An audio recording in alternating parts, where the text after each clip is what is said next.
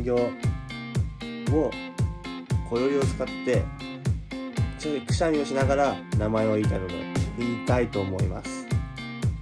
それではレッツラゴー。はい、いきます。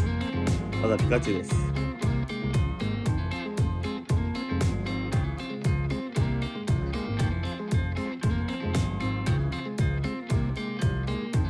ピカチュウ。はい、次は2名です。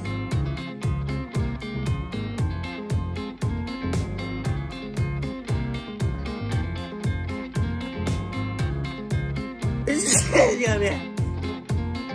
いや、ファミコンです。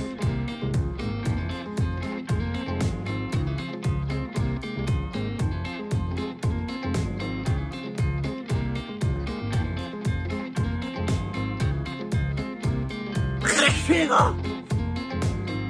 次は5ランクです。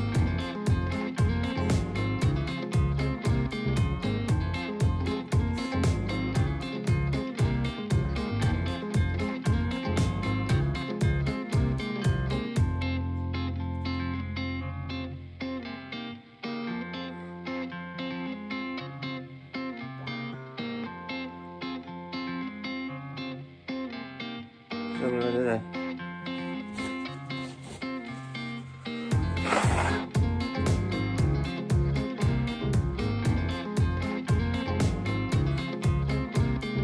もうくしゃみが出ません。はい、というわけで僕は小よりを使って置物の名前なのがそったの3匹だったんですけど、皆さんも挑戦できたら挑戦してみてください。